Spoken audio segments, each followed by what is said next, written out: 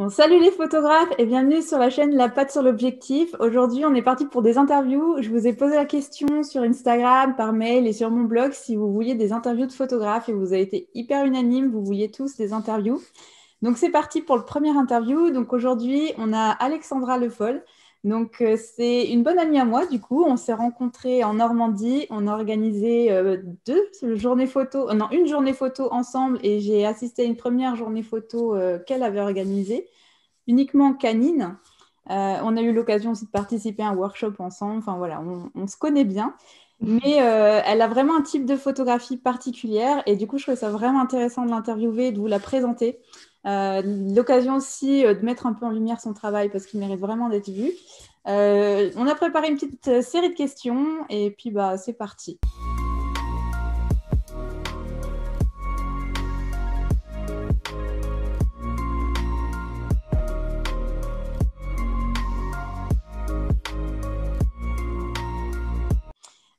Du coup, bah, Alexandra, vas-y, si tu veux juste dire deux, trois mots sur toi et voilà, te dire qui tu es.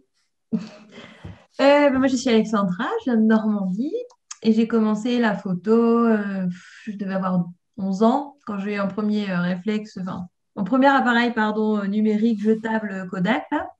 Et puis, ça m'a jamais lâché depuis toute petite. Et au fur et à mesure, je prenais des fleurs, mes animaux, un peu de paysage, mais pas trop, trop. Un petit peu en vacances avec mes parents, mais c'est pas trop ce que je recherchais. Et puis, à force, le paysage est venu quand même, malgré moi, dans mes photos où je maîtrise un peu le mieux, on va dire.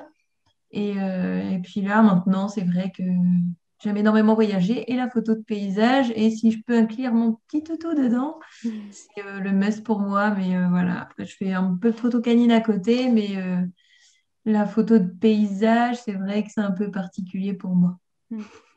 Alors, en fait, ta vraie particularité, enfin, je trouve, bah, déjà, c'est marrant que tu dises qu'au début, tu n'aimais pas trop le paysage parce que quand on voit tes photos, enfin, je trouve que c'est vraiment là où tu excelles le plus, c'est dans le paysage. Et en plus, tu as l'art d'y inclure ton chien. Je vais faire quand même défiler quelques photos d'Alexandra sur le côté que vous voyez quand même un peu son travail. Et puis, je vous mets bien sûr le lien en description avec son Instagram et son site internet si vous voulez faire un tour. On parlera après de ton site internet. Et donc, tu dis que tu as commencé quand même super jeune, à 11 ans, bon, avec un Kodak, mais je crois Ouais. qu'on a tous commencé avec des vieux machins jetables. Et tu as de la famille, enfin des gens dans ta famille qui sont un peu artistiques, qui t'ont amené un peu à la photographie ou pas du tout? Mon père avait toujours son appareil avec lui, les vieux argentiques. Après, il avait tout le temps avec lui. Je pense que j'ai voulu un petit peu le copier quelque part. Et puis, Mm. en fait, j'arrêtais pas, quoi. Mais j'en ai bousillé des pellicules, quoi, à prendre tout et n'importe quoi. Mais ouais, ça me lâchait pas. Et après, j'ai eu un vieux Minolta, c'est un peu avant le bridge et le compact. Enfin, c'était un truc un peu bizarre. Après, je suis passée au un petit compact, mais qui n'était pas terrible. Donc, j'ai vite pris l'appareil de mon père dès qu'il avait le dos tourné. Puis au final, c'est moi qui avait toujours son appareil. Et puis en grandissant, j'ai acheté mon premier réflexe. J'avais, pour mes 18 ans, chez Canon. Team Canon. Chez Canon. Et puis, premier pack. Alors à l'époque, ça devait être le 400D ou quelque chose comme ça, je crois. J'ai plus trop de mémoire, mais ça doit être dans ces eaux-là. Et puis après, bah, je suis passée chez Nikon avec un gros pack qui avait une grosse promo intéressante. C'est comme ça que j'ai tout changé. Bon, j'avais qu'un objectif et un réflexe, donc c'était pas très compliqué de changer. Mais voilà, après, je suis restée chez Nikon et maintenant, ouais, j'ai pas mal d'optiques et puis j'évolue en boîtier, en objectif Mm. au fur et à mesure. Je suis un peu difficile dans mes objectifs, hein, je change régulièrement. J'ai du mal à me trouver, Mm. mais je pense que là, je me suis trouvée. En tout cas, en termes de paysage, là, j'ai ce Bah, qu'il me faut. tiens, du coup, bonne transition. On va parler un peu de ton matériel. Donc, ta particularité, c'est que tu es amené d'un côté aussi à faire un peu de portrait parce que ça arrive Ouais. aussi que tu fasses des gros plans sur les chiens ou même avec des personnes. Et tu fais aussi énormément de paysages, donc avec des grandes randonnées, avec beaucoup de voyages. Ouais, ouais. Ça veut quand même dire que ton matériel, il bouge. Tu n'es pas du genre à le sortir une heure dehors. Euh, Non. voilà, du coup, comment tu as choisi ton matériel? Qu'est-ce qui te convient aujourd'hui? Et puis même au-delà de l'appareil photo et de l'objectif, j'imagine qu'au niveau de ton sac à dos, ou peut-être même, tu as peut-être des petites astuces à partager ben, par rapport aux intempéries, par rapport à voilà, comment tu gères ton matos toute une journée sur ton dos finalement. Alors après, vu que j'adore le portrait et en même temps le paysage, et moi j'aime le paysage, mais en ultra grand angle. Donc, c'est-à-dire j'ai un 10-20 de chez Sigma qui est très vieux, qui doit avoir moins de 15 ans. Je l'ai acheté d'occasion. Oui, la bague part en cacahuète, il est rayé. Enfin, c'est un vieux machin qui était déjà de l'occasion du mec d'avant. Enfin, je ne sais pas quel âge il a, mais là, il est vraiment vieux et du coup, il a un piqué de merde. Enfin, il a une qualité de merde, mais je l'adore. Et j'ai du mal à m'en défaire, mais je vois bien qu'il vieillit. Mais ce qui me freine, enfin, ce qui me dérange, c'est que je peux pas vraiment faire de portraits, du coup, de jolis portraits, Hmm. en tout cas avec un beau piqué, un beau fond, un beau bokeh, tout ça, je peux pas le faire avec celui-là. Après, je peux faire des petits portraits un peu rigolos en grand angle, mais voilà, ça s'arrête là. Donc, j'utilise vraiment cet objectif-là avec mon boîtier parce qu'il est, non, il est pas trop lourd non plus comparé à d'autres optiques qui sont plus l'ouverture est grande, plus en général ils sont lourds, quoi. Ouais. Donc j'ai surtout mon 10-20, ça c'est, si je dois en choisir qu'un, c'est celui-là. Et du coup, j'ai évité d'emmener les autres parce que c'est vrai que quand on trek tout ça, on pèse tout et il y a des choses, c'est vraiment lourd. Donc là, en randonnée, j'ai trouvé mon petit bonheur pour faire des portraits aussi. Du coup, j'ai le 24 mm f1.4 Ah oui. avec le 10-20. Du coup, c'est un bon petit combo et là, j'adore. Enfin, là, j'en suis vraiment amoureuse de ces deux-là. Donc, j'utilise vraiment ça pour le voyage. Et puis, pour la photo canine, à part, c'est vraiment autre chose. Mais j'utilise vraiment ça et pour le protéger. Bon, moi, clairement, il est toujours autour de mon cou, hein. Donc, Hmm. ça tire à la fin sur la nuque. Mais après, il est protégé dans un sac photo, en fait, je te redirai le nom exact, c'est X, X Shop, je sais pas quoi. Enfin bref, Ok. je te redirai le nom et en fait, ils sont très réputés pour la randonnée photo. Donc, ils ont tout un compartiment à l'intérieur, ils sont imperméables. Enfin voilà, il y a plein de choses comme ça. Il y a plein de petits, il y a des ranges trépieds, il y a plein de choses dans mon sac qui me permettent d'emmener en sécurité mon matériel. Sans Ok. ce sac à dos-là, il y a des fois où je prends un peu de risque quand même, quoi. C'est pas protégé de la même manière. Hmm. Après, autour de moi, je vais acheter, je pense, là, une sangle pour Ouais. laisser mon appareil dehors. Parce que s'il est rangé, je ne l'utilise pas. Et moi, du coup, il est toujours dehors. Donc, Hmm. voilà. Après, pour la pluie, s'il pleut trop, je le range. Mais après, si c'est du crachin, je reste dehors avec. Enfin, Ouais, ça supporte. oui, oui. Hmm. Voilà. Ouais, donc du coup, pour les randonnées, c'est vraiment des ultra grands angles que tu utilises. T'emmènes pas forcément de téléobjectif ou. Non, non, non, pas. C'est trop lourd à force. Puis au final, je l'utilise pas assez pour l'emmener tout le temps, mais là, pour faire des portraits, du coup, j'ai trouvé vraiment une bonne petite optique vraiment sympa où je peux faire un petit peu même de paysage avec. Bon, moi, je suis plus vraiment ultra grand angle, donc le 24 en paysage, ça va me dépanner, mais je peux faire vraiment des portraits très sympas avec. Ouais. Hmm. C'est vraiment sympa ça. Donc voilà, mes deux chouchous, mais voilà, si je devais en choisir qu'un, ça serait toujours mon grand angle, quitte à oublier le portrait, Hmm. mais le paysage à fond, quoi. Ok. Et du coup, tu utilises un trépied ou pas du tout? Non, j'en ai un, mais trop Tu encombrant. n'emmènes pas, ouais, trop lourd et. Je pose sur des cailloux, sur pas mal de trucs, même des photos d'étoiles, ça a toujours été un peu à l'arrache, voilà, un déclencheur à distance là, Hmm. ou le retardataire. Mais sinon, oui, je pose un peu, je me débrouille avec ce que j'ai, quoi.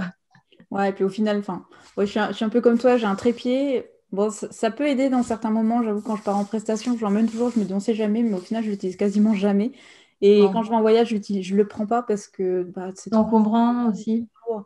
Et au final, on trouve toujours un truc où poser son appareil, un petit mur et une poubelle, un machin. Voilà. Et pour mettre droit, on utilise son téléphone qu'on cale sous C'est l'objectif, les ça. capuchons, voilà. Trouve une vieille feuille en papier dans le C'est sac, ça, on la un petit bout de froisse, bois, ça fait l'affaire. c'est clair. Et j'ai vu aussi récemment, tu te mets un petit peu à la vidéo de drone. Ouais, Est-ce que tu penses à quelque chose que tu vas essayer de développer un peu? C'est vrai qu'on voit de plus en plus de photographes qui se mettent à la vidéo et encore plus au drone.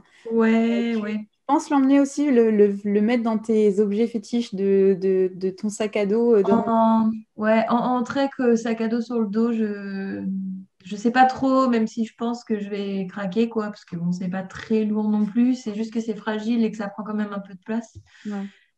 Mais en voyage, oui, on l'emmènera et même, je pense, peut-être, j'aurais peut-être tendance à peut-être un peu faire trop de vidéos que de photos, mais Ah ça oui, m'attire beaucoup et c'est vraiment une autre manière de voir les choses et c'est une belle découverte, ouais. ça Ça reste m'a toujours, la ouais, photo finalement, ouais. ouais, non, c'est une autre vision des choses, mais ça reste dans la photo, enfin dans l'image, donc ouais, c'est vraiment sympa. Hmm.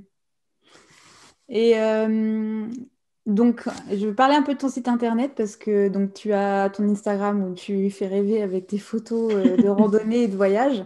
Et tu tiens à un site internet qui est super original où tu parles justement de comment voyager avec son chien et surtout où partir avec son chien et notamment dans le Calvados, donc là où tu habites.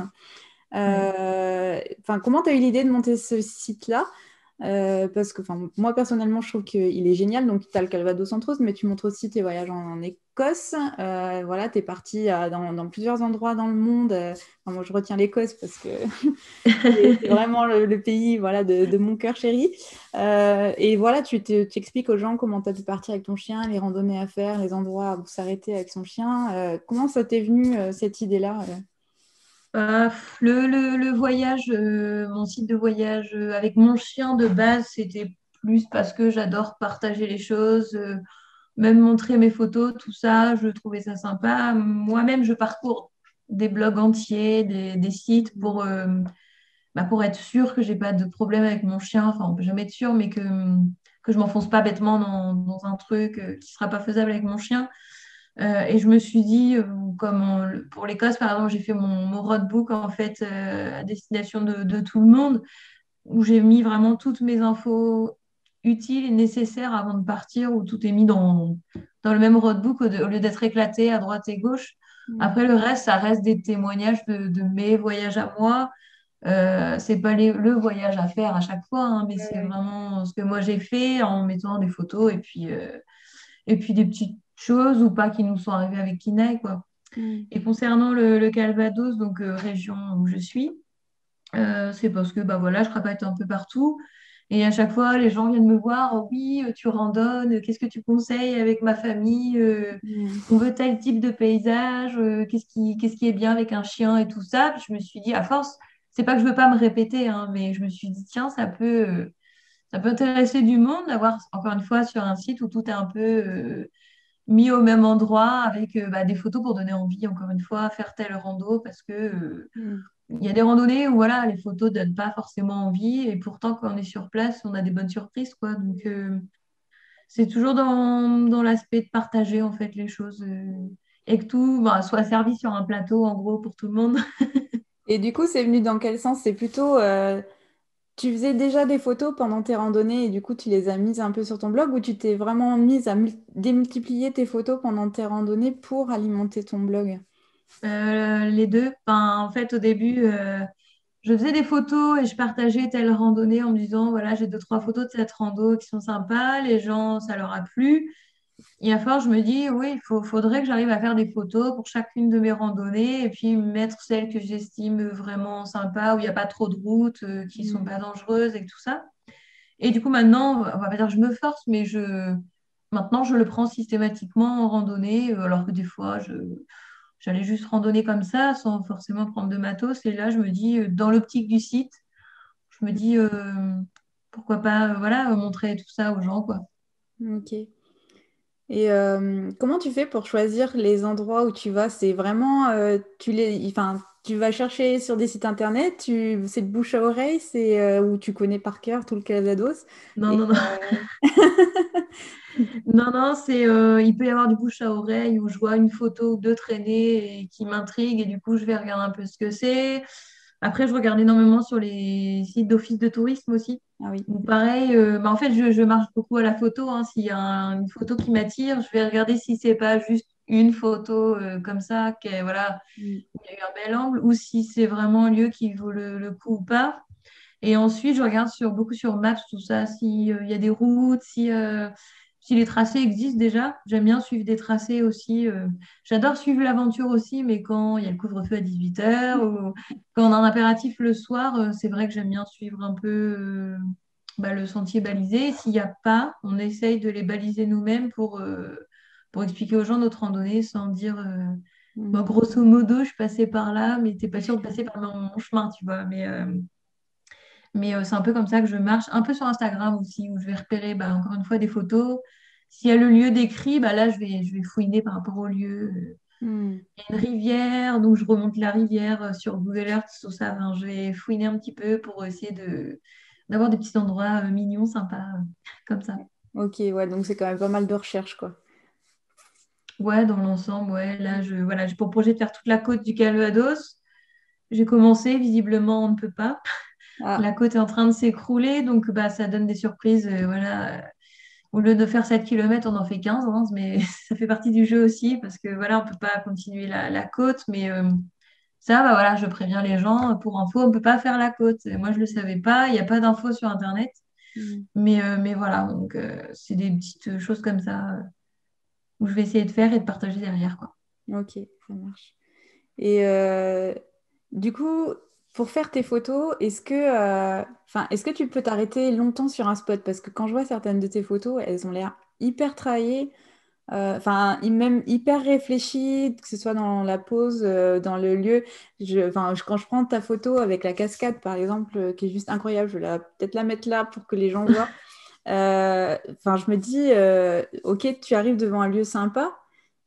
Comment te vient l'idée de la photo? Enfin, comment tu vas placer ton chien? Tu vas le lâcher, tu vas essayer de le prendre sur le vif. Enfin, tu vas vraiment demander de l'aide à quelqu'un? Ou des fois, tu es toute seule quand tu fais tes photos de randonnée? Ouais, ça dépend. J'ai tous les cas de figure, quoi. Enfin, là, la cascade où il y a Kinaï devant la cascade, là, Ouais. c'est celle-là. Du coup, j'avais l'idée d'avoir Kinaï devant la cascade, mais enfin, j'ai essayé de l'avoir dans une certaine position. Et il faut savoir que la cascade donnait énormément d'eau et que je pouvais faire une photo et rebaisser parce que j'étais trempée. Enfin, c'était très compliqué. Kina, il n'entendait rien à cause du bruit de l'eau, donc je ne pouvais pas lui dire de poser devant parce qu'il n'entendait pas. Donc là, j'avais besoin de quelqu'un, donc mon conjoint qui est là pour le guider. Mais c'est un cas de figure qui était particulier. Sur cette photo, j'avais un 135 mm, donc j'étais Oui. super loin. Et en plus, j'étais trempée et j'avais du mal à faire une photo sans avoir l'objectif trempé, quoi. Donc là, dans ce cas-là, j'avais besoin de quelqu'un. Il n'a pas la posture que je rêve, mais bon, il a voilà, une posture qui est sympa. Donc celle-là, je prends. Donc celle-ci est posée, quoi. Après, j'ai des photos où Kinaï semble poser, mais je l'observe énormément et j'ai toujours l'appareil vraiment, j'ai le doigt sur le déclencheur, quoi. Je suis prête aux moindres positions qu'il me propose, je le prends. Après, des fois, je vais provoquer des positions. J'en ai une dans les Dolomites qui me vient en tête où il est sur son rocher en position vers le coucher de soleil, là. Mm. Bah là, je lance des cailloux très loin, en fait. Et je sais qu'il Ah ne peut pas oui. y aller parce que c'est très haut. Et du coup, je lance le caillou dans le vide et du coup, il regarde le caillou dans le vide et du coup, il a une posture. Donc, je provoque cette posture, mais en même temps, c'est lui-même tout seul parce qu'on était très loin. Mm. Après, il y a d'autres photos où Kinaï se balade et je le prends voilà, quand j'ai envie de le prendre. Ouais, ouais, ouais. Mais ça, c'est intéressant. Alors, on a déjà fait une séance photo ensemble où tu as photographié mon chien d'ailleurs. Et, euh, Oui. et c'est vrai que c'était rigolo. Donc, on était vers une rivière et tu utilisais beaucoup cette méthode de jeter les cailloux. Et c'est vrai que moi, je l'avais jamais utilisé avant. Et en fait, c'est juste trop une bonne idée, alors que c'est tout con, de prendre le premier truc qui nous vient sous la main, un caillou, un bâton. Et puis, pour attirer le regard du chien, hop, juste l'intriguer, Ouais. un truc un peu dans la direction où on veut qu'il regarde. Ça permet de réagir tout de suite finalement. et de pouvoir en même temps pas casser trop le moment où voilà, il est en train de se balader chez sa vie. Ouais, ouais. Plus que ça, on n'est pas en train de lui dire assis, coucher, pas bouger. Non, non, Et, ouais, c'est ça. et c'est pas mal pour le chien, je pense aussi de faire ça. Et au moins, bon, ça demande d'être actif derrière. On a une Ah, microseconde quand pour. on est deux, c'est plus facile, hein. Mon conjoint lance quelque chose derrière moi, le bruit interpelle et il se retourne, mais bon, le faire moi-même, tout ça, tout seul, reprendre, et enfin, des fois, c'est trop tard, quoi. Mais à Oui, deux, bah c'est un oui. peu plus facile en voyage quand même. Enfin, même en voyage, c'est plus facile parce que Kinaï est toujours aussi collé à moi. C'est pour ça aussi que j'ai pris un 24 mm parce que je me dis, bon, au moins, je vais avoir un peu au final, peu de distance pour prendre ma photo, quoi. Hmm. Mais dès qu'il est loin, ouais, et qu'il me propose une posture, j'essaye de l'inclure direct. Après, je réfléchis pas trop quand je prends une photo. Enfin, des fois, ça peut être mon défaut aussi, du coup. Mais j'ai ma photo dans mes yeux et je me dis, si moi, j'aime cet angle, il y en a sûrement qui doivent l'aimer aussi. Donc voilà, je prends comme ça. Ouais, tu pars, enfin, tu photographies au feeling et à l'instinct, quoi, on va dire. Ouais, ouais. Ou après, bon, ça m'arrive de, voilà, j'ai une idée, je mets mon œil dans le viseur et puis je déteste recadrer. Je veux vraiment cadrer directement. Donc c'est vrai que voilà, je regarde un petit peu comment ça se passe, mais sinon, non, je réfléchis pas. Il y a une autre photo de cascade où j'avais vu un point vers le bas, donc je me suis dit, tiens, vu de cet angle, ça peut être pas mal aussi. Donc je descends et je vais voir en fait, mais hormis ça, en tout cas, s'il y a des animaux, je réfléchis pas, quoi. Et du coup, juste pour que les gens se rendent compte, t'as fait combien de pays avec ton chien en dehors de toutes les randonnées dans le Calvados? Parce que ça, t'en fais une quantité, je pense que tu saurais peut-être même pas Euh, dire. Avec mon chien, j'ai fait. Bah, après, il y a des pays où j'ai fait que des petits bouts, hein, Mm. j'ai pas tout exploré. Là, j'ai fait la Suisse. D'ailleurs, normalement, on doit y retourner dans 2 mois. Donc, j'ai fait la Suisse, un peu de Bavière en Allemagne, un bout de l'Autriche. On est resté vachement sur le Tyrol. Les Dolomites, donc en Italie, l'Écosse, l'Angleterre et l'Irlande avec mon chien. Ok. Et on a d'autres pays en tête, mais pour l'instant, c'est déjà pas mal. Ouais, c'est déjà bien. Avec son chien, c'est déjà bien. Parce Avec mon qu'évidemment, il y chien, a des ouais, ouais. pays où tu peux pas trop aller juste comme ça en vacances à cause des quarantaines et tout ça. Bon, hors Covid, hein, si on oublie ce Ouais, qui ouais, est ouais. Covid. Après, en Europe, Union européenne, en général, il n'y en a pas.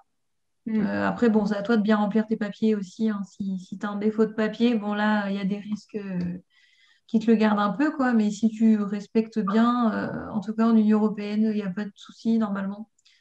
Donc, après, il y a des pays où s'il fait trop chaud, je sais qu'on n'ira pas. Mm. Parce que moi-même, je ne suis pas fan forcément de chaleur, mais Kinaï non plus. Mm. Après, il y a des pays.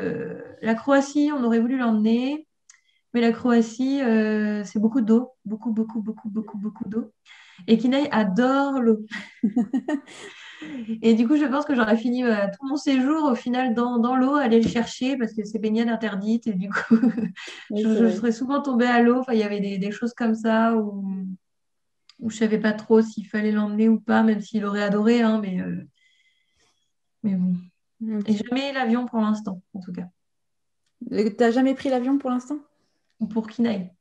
Oui, enfin, je parle pour Kinaï, ouais. Mais Ouais. ou en train ou en voiture. En voiture ou en van. Le train, il l'a pris, mais pas pour d'autres pays. D'accord. Bah, c'était la question que je voulais te poser, du coup, si tu avais déjà pris l'avion avec Kinaï. Parce que là, du coup, c'est les Kajiata, c'est particulier, je pense, l'avion avec son C'est chien. assez particulier. Après, on diabolise souvent l'avion, mais si on interroge vraiment les gens qui ont vraiment pris l'avion, c'est pas une expérience cool pour les chiens, hein. C'est pas hyper fun, hein.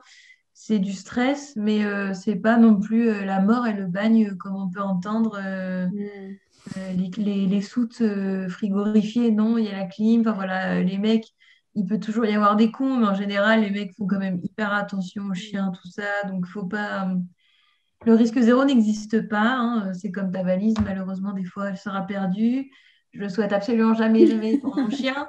Mais voilà, après, le risque zéro n'existe pas, mais 99% des cas, ça se passe très, très bien. Donc voilà. Mm. Après, si on a un chien qui est giga stressé, évidemment, On va peut-être pas lui faire prendre l'avion, quoi. Mais Ouais, ça va vraiment dépendre du chien de toute façon. Ouais. ouais, ouais, ouais. Et petite question, allez, deux petites questions, on va dire un peu bonus. C'est quoi ton meilleur souvenir de voyage avec ton chien? Avec mon chien, le meilleur souvenir, il y en a tellement. Le meilleur, Ouais, si tu dois en donner qu'un seul. je crois que le moment où j'ai été le plus sur un nuage, enfin, en train de flotter, même me croire pas vivante, quoi. Enfin, tellement j'étais trop bien. Je crois que c'était dans les Dolomites, dans les couchers de soleil et tout, tout seul, enfin, seul au monde. Je crois que c'est le meilleur moment là. Après, il y en a plein d'autres. Il y en a tellement. Ouais, je pense que ce serait un des meilleurs, en tout cas, celui-là. Pour C'est la celui beauté. qui me vient en tête en premier, quoi. Ouais. Et ton pire souvenir? Genre le moment où on te demanderait de revivre, tu serais pas sûr que tu y retournerais. Euh, toujours, toujours en rapport. Ah, je perds ma voix. Toujours en rapport avec Kinaï, hein. Ouais, dans tes voyages avec ton chien. Le pire souvenir, je sais pas, j'en ai pas. Ils sont tous bien. Ou un moment marrant. Ou, Bon, il y a un moment, on a eu un moment de stress, vous allez rigoler, mais on était en Irlande et on était sur qu'on appelle ça pas une péninsule, mais une falaise, enfin, un Mm. truc qui va dans l'eau, quoi. Et il y avait plein de moutons et on les contournait, mais il y en a un, il était pas très très gentil. Du coup, mon chien est en train un peu de se chauffer, quoi, il voulait aller au mouton, quoi. Et il y a un mouton qui est venu vers nous, il faisait des bruits que je n'avais jamais entendus de la part d'un mouton. Il tapait du pied et il avançait vers nous en baissant la tête et enfin, il nous a fait un peu peur et j'ai cru vraiment qu'on allait se faire charger par un mouton à cause de Kinaï. Ça, c'était un petit moment un petit peu stressant, mais non, non, après, j'en ai pas eu de particulier non plus, de très stressant ou pire moment. Bon, on va quand même retenir les coups du mouton parce que je trouve ça fun. On aurait dit le J'espère que tu l'as mouton dans la raconté sur pub. ton blog. Oui, oui, oui. Bon, on aurait dit le mouton dans une pub là, avec une voiture. Là, pareil, il est un peu vénère le mouton, mais c'était le même là. Je C'était pense le aux même. films d'horreur avec des moutons, là, ils arrivent à sortir des trucs comme ça des fois. Et c'est pas le chien qui charge les moutons, mais l'inverse. Et j'avais encore une dernière question pour ceux qui vont regarder cette interview. Si tu as un seul conseil à donner pour quelqu'un qui part en voyage avec son chien, ça serait quoi? Qui part photographier son chien en voyage, qui aime faire de la photo et qui part avec son chien. Et qui veut le photographier, bah pour moi, rien ne vaut le naturel. Mm. Donc, il faut essayer de provoquer des comportements naturels pour obtenir certaines choses, mais en restant dans comme là je disais, lancer quelque chose au loin, enfin le laisser dans son environnement sans lui demander forcément d'ordre. Mais voilà, vraiment des photos naturelles, sans prise de tête. Enfin, un chien avec un paysage, ça peut que marcher de toute façon. Et du coup, tu l'emmènes comment, ton chien? Enfin, là, c'est juste une question pratico-pratique. Genre, bah, j'imagine que tu lui prends plutôt des harnais, du coup, quand tu pars en voyage. Tu lui prends Ouais. un longe, par exemple, pour des endroits où tu peux pas forcément le lâcher, ou après, c'est sur... Alors nous, la longe, enfin, on n'est pas fan de la longe en elle-même parce qu'on adore s'emmêler dans les arbres, à refaire 10 bornes autour des trucs et tout. Enfin, un peu chiant. Et du coup, on a acheté une laisse enrouleur, mais qu'on utilise Ah oui. vraiment pour le voyage. Du coup, il a 10 mètres de long, ce qui est pas trop mal, même si je préférais la liberté. Mais dans certains pays, dans certaines zones, on préfère pas le lâcher parce qu'il y a plein d'animaux sauvages. Les gens, la réglementation, tout ça, voilà, fait qu'on ne peut pas trop lâcher. Et du fait de la longe ou de la laisse en rouleur, on utilise beaucoup le harnais aussi, comme je disais, il aime bien se jeter dans l'eau et tout ça. Et donc, dans l'inconnu, je préfère lui mettre un harnais pour plus de sécurité, une meilleure prise sur lui que rien ou un simple collier qui pourrait l'étrangler ou quoi. Enfin, Ouais, c'est ça, ouais. je préfère ça. Après, c'est vrai que pour les photos, c'est moins joli. Donc, bah après, suivant la photo, j'enlève ou pas le harnais en retouche, quoi. Mm. Mais là, la cascade, il y avait le harnais. Donc, j'ai réussi à l'enlever. Ah ouais, d'accord, ok. Ouais, donc Ouais. tu retouches quand même pas mal tes photos derrière, tu les laisses. Pour le harnais, j'enlève les laisses. Souvent, j'enlève les laisses Ouais. de toute façon. Donc, à l'étranger, la majorité des cas, il est quand même attaché. Donc, j'enlève quand même les Mm. laisses sur Photoshop. Et si je peux, les harnais, quoi. Ok, Et voilà. ok, ça marche. Bon, bah écoute, merci beaucoup pour l'interview. Est-ce Bah, que, avec enfin, je sais pas si tu as quelque chose à dire en plus ou. Pour ceux qui ont peur de voyager avec leur chien, mais foncez, allez-y. C'est la grande aventure et ça renforce les liens. Ah oui, ça, Ouais. je veux bien te croire. Ouais. Et c'est pas si compliqué qu'on le pense. Enfin, si vraiment ça demande des recherches un peu avant, c'est sûr, on part pas à l'arrache comme on peut le faire sans chien. Mm. Ça demande un peu de préparation, mais c'est pas du tout infaisable, quoi. Bon, Mm. faut un plan B, voire un plan C au cas où. Mais c'est pas du tout infaisable ou les chiens ne sont pas interdits comme on pourrait le penser partout, quoi. Mm. Ça marche. Bah écoute, en tout cas, merci beaucoup.